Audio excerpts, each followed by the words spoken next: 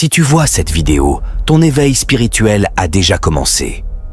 Tu crois peut-être que tu es tombé ici par hasard, en scrollant, comme tous les jours. Mais sois honnête 2 secondes. Combien de fois, ces derniers temps, tu t'es surpris à te sentir en décalage avec le monde, comme si quelque chose clochait, comme si la vie que tu vivais n'était pas vraiment la tienne.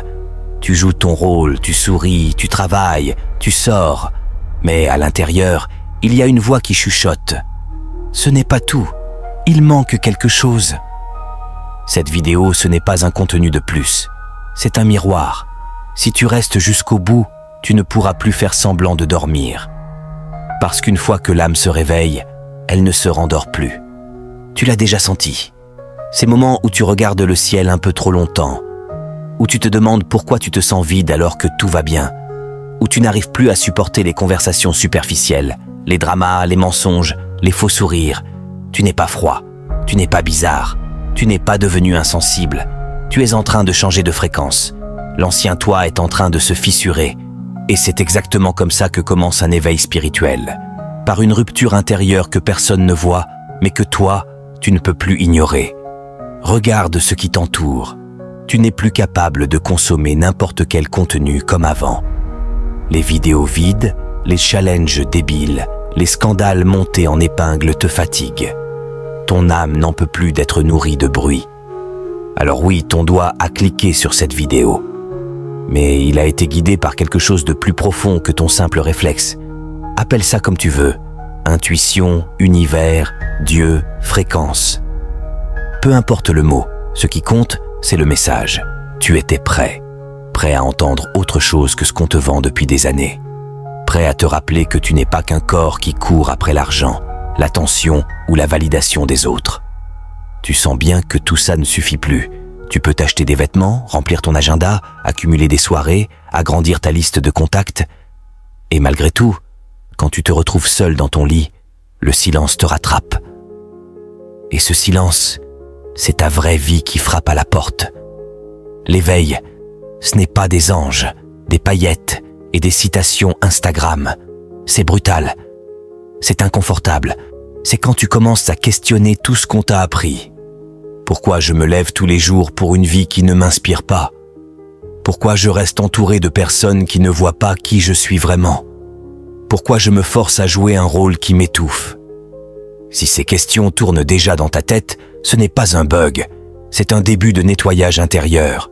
Tu commences à voir les illusions, tu commences à voir les mensonges que tu t'es racontés pour tenir. Je vais bien. C'est comme ça. Tout le monde fait pareil. Non. Toi, tu n'es pas tout le monde. L'éveil spirituel, ce n'est pas devenir spécial, c'est simplement arrêter de trahir ton âme.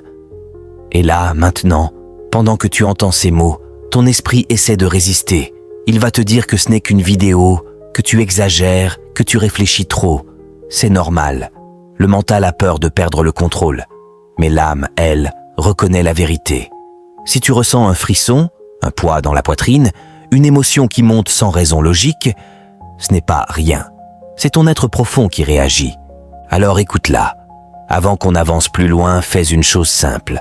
Pose ton téléphone 1 seconde, respire profondément et demande-toi honnêtement. Est-ce que je suis aligné avec la personne que je suis vraiment à l'intérieur? Si la réponse est non, même un tout petit peu, alors cette vidéo est pour toi. Et si tu sens que ce que je dis touche quelque chose de vrai en toi, ne la garde pas pour toi seul. Like la vidéo, abonne-toi et active la cloche maintenant. Pas pour flatter un chiffre, mais pour envoyer un signal clair à l'univers et à toi-même. Je choisis de ne plus dormir. Je choisis d'écouter mon âme. Ce simple geste, c'est ton premier acte conscient dans ce nouveau chapitre. Parce qu'à partir de maintenant, tu vas comprendre que rien dans ta vie n'a jamais été vraiment un hasard. Tu vas vite comprendre une chose. Lorsque l'éveil spirituel commence, tout ce qui sonnait normal devient lourd, fade ou vide. Ce n'est pas une déprime, ce n'est pas une crise passagère, c'est une mue. Comme un serpent qui ne peut plus rester dans une peau devenue trop étroite, ton âme refuse désormais de continuer à vivre dans une version de toi qui ne lui correspond plus. Alors la confusion arrive. Tu peux te sentir perdu sans raison apparente. Tu peux avoir envie de t'isoler, de changer brutalement tes habitudes, ton cercle, parfois même tes rêves. Et le monde autour de toi, lui, continue comme si de rien n'était. C'est là que naît le vertige. Tu avances intérieurement, pendant que tout semble figé à l'extérieur. Beaucoup de gens croient que l'éveil est une lumière douce, un bonheur constant, une paix permanente. C'est un mensonge romantisé. L'éveil, c'est d'abord un effondrement. L'effondrement des illusions, des croyances, des personnages que tu as construits pour survivre. Tu te rends compte que tu as vécu longtemps en pilote automatique, que certaines décisions n'étaient même pas vraiment les tiennes, mais des copies de ce qu'on attendait de toi. Poste ceci, achète cela, sois comme eux, pense comme ça. Et le jour où tu t'éveilles, tu ne peux plus faire semblant. Tu ressens un malaise quand tu trahis ce que tu sais être juste au fond de toi. Tu ne supportes plus l'hypocrisie, ni des autres, ni la tienne. Et c'est là que ça devient sérieux. Tu réalises que le plus grand combat n'est pas contre le monde, mais contre la version de toi qui avait appris à mentir pour être acceptée. Regarde autour de toi. Combien de personnes vivent réellement? Pas survivent, pas s'occupent, pas attendent le week-end. Vivent vraiment, alignées avec ce qu'elles sentent profondément. Très peu. Et c'est pour ça que l'éveil fait peur. Il te sort de la foule. Il ne te rend pas supérieur. Il te rend différent. Tu commences à ressentir le mensonge dans l'air, dans certaines conversations, dans certaines relations, et parfois même dans ton propre reflet. Tu peux continuer à porter le masque, oui, mais il te brûlera de l'intérieur, car une âme réveillée ne supporte plus les chaînes, même dorées. Tu te demandes peut-être, pourquoi moi? Pourquoi maintenant? Parce que tu as assez souffert, parce que tu as assez répété les mêmes erreurs, parce que ton âme a décidé que cette vie ne sera pas juste une séquence de distractions avant la mort. Il y a en toi une lucidité qui s'active doucement, un regard plus profond sur les choses. Tu remarques les synchronicités, des chiffres qui se répètent, des phrases que tu entends au bon moment, des rencontres étranges, presque programmées. Ce n'est pas de la magie de pacotille, c'est ton esprit qui commence à sortir de la torpeur, comme quand on se frotte les yeux après un long sommeil. Et il y a une chose que personne ne te dit. L'éveil isole. Pas parce que tu deviens arrogant, mais parce que tu ne vibres plus au même niveau. Certaines personnes ne te comprendront plus. Tes changements dérangeront. On te dira que tu pars trop loin, que tu te prends la tête, que tu as changé. Oui, tu as changé. Et heureusement. Tu n'es pas venu sur Terre pour être une version diluée de toi-même. Tu es venu pour incarner qui tu es vraiment, même si ça dérange, même si ça secoue, même si ça oblige certains à regarder leur propre chaîne. L'éveil, ce n'est pas apprendre de nouvelles choses, c'est te rappeler ce que tu as toujours su, mais que tu avais enterré pour t'adapter. Tu le sens, n'est-ce pas? Cette sensation étrange entre la nostalgie et la reconnaissance, comme si tout cela ne t'était pas nouveau, mais familier.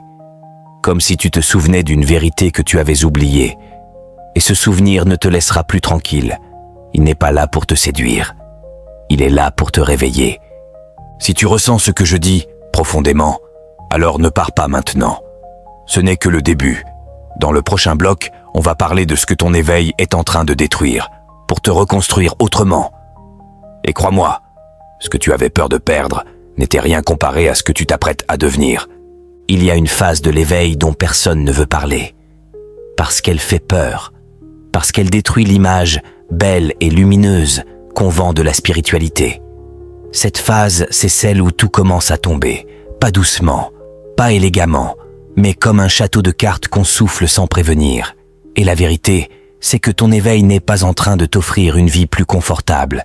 Il est en train de te retirer tout ce qui n'était pas réel. Tu vas peut-être perdre des relations. Pas forcément par dispute, pas forcément par drame, mais par éloignement naturel. Des personnes que tu croyais pour la vie vont disparaître de ton quotidien. Et tu ne sauras pas toujours expliquer pourquoi. Vous n'aurez parfois plus rien à vous dire. Les silences deviendront lourds. Les rires forcés, ce n'est pas une punition. C'est un tri, le tri de l'âme. Certaines connexions existaient par habitude, pas par vibration réelle. Et quand tu changes intérieurement, tout ce qui ne résonne plus se détache. Tu vas peut-être remettre en question ton travail, tes études, ta direction de vie. Ce qui te semblait logique te semblera soudain vide. Tu te demanderas « Est-ce vraiment pour ça que je suis sur Terre ?» Et cette question ne te lâchera plus. Elle grattera ton esprit le matin. Elle se réveillera le soir. Elle hantera ton silence. Parce qu'une âme éveillée ne supporte plus une existence tiède. Elle veut du vrai, du fort, du vivant. Et parfois, tu te sentiras fatigué. Pas physiquement, intérieurement. Fatigué de porter des masques, fatigué de jouer un rôle, fatigué de prétendre aller bien quand tu sais que quelque chose est faux. Cette fatigue, c'est celle de l'ancien toi qui s'effondre. Et oui, ça fait mal. Parce que tu as construit cette version avec le temps, avec des blessures, avec des protections. La voir mourir, même si elle était fausse, reste une perte. Tu feras peut-être des nuits étranges, des rêves plus intenses, des souvenirs qui remontent sans prévenir, des émotions que tu croyais enterrées. Ne panique pas. Ton inconscient fait le ménage. Il ouvre des portes fermées depuis des années. Il libère ce que tu n'as jamais eu le courage de regarder en face quand tu vivais en mode automatique. Ce n'est pas une régression, c'est un nettoyage profond. Et puis, il y aura ces moments de solitude incompréhensibles. Même entouré, même aimé, tu te sentiras à part, non pas supérieur, juste décalé, comme si ton âme parlait une langue que peu de gens comprennent encore. Et c'est normal, parce que tu n'es plus dans la masse. Tu es entre deux mondes, l'ancien que tu quittes et le nouveau que tu n'as pas encore totalement intégré. C'est là que beaucoup abandonnent. C'est précisément à cet endroit que certains retournent dormir, volontairement. Parce que continuer demande du courage. Parce qu'aller jusqu'au bout signifie accepter de perdre son ancienne identité. Mais laisse-moi te dire quelque chose de très clair. Ce que tu crois être la fin est en réalité ton point de naissance. Tu n'es pas en train de mourir, tu es en train de devenir. Et ça te fait peur parce que tu ne contrôles plus. Ton mental ne dirige plus tout. Il commence à céder la place à quelque chose de plus grand, de plus juste, de plus vrai. Ton intuition devient plus forte, ton regard plus lucide. Tu commences à voir les dynamiques humaines avec une clarté cruelle parfois. Les jeux d'ego, les manipulations inconscientes, les blessures qui parlent à travers les comportements. Ce n'est plus un film, c'est la réalité sans filtre. Tu n'es pas cassé, tu es déprogrammé.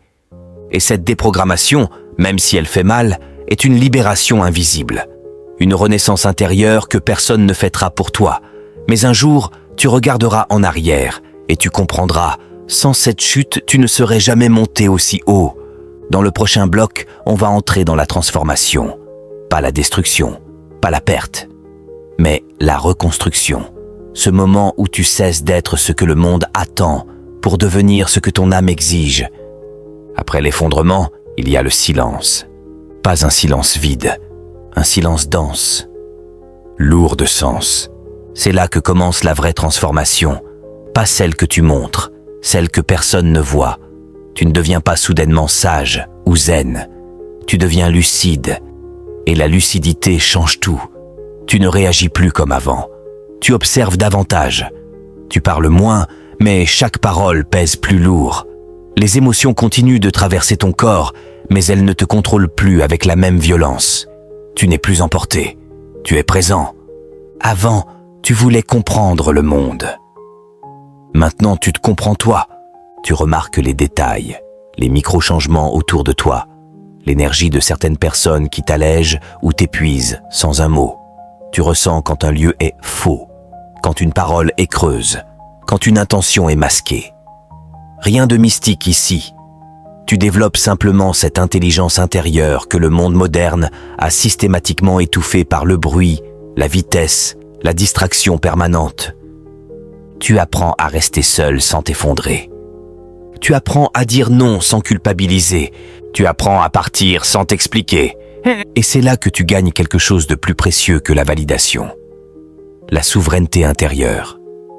Ce sentiment profond que tu ne dépends plus des réactions des autres pour te sentir entier. Tu n'as plus besoin d'être compris par tout le monde.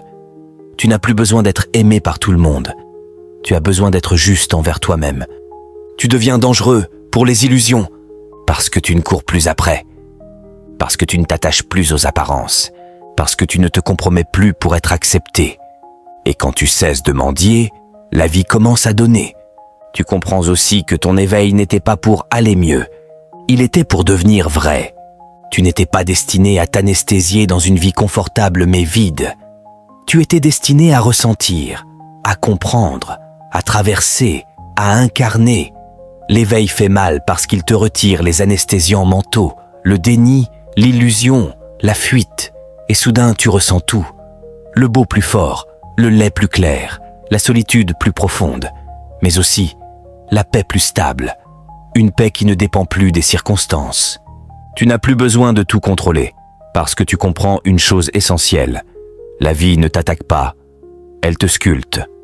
Chaque chute que tu as vécue n'était pas là pour te briser. Chaque blessure avait pour mission de t'ouvrir. Chaque perte préparait une version de toi impossible à atteindre autrement. Et maintenant, une question simple, directe, sans poésie. Est-ce que tu es prêt à ne plus retourner au sommeil? Parce que tu le pourrais. Tu pourrais refermer l'esprit, replonger dans la course, reprendre les anciennes habitudes, l'anesthésier comme avant. Mais tu sais que ce serait une trahison. Tu ne peux plus ne pas savoir. Tu ne peux plus faire comme si tu n'avais rien entendu. Tu ne peux plus jouer petit quand ton âme réclame grand. Alors choisis. Soit tu continues à te distraire, soit tu continues à t'éveiller. Mais tu ne peux plus rester entre les deux. Et si tu es encore là, à lire, à écouter, à sentir, ce n'est pas parce que ce texte est beau, c'est parce qu'il est vrai pour toi.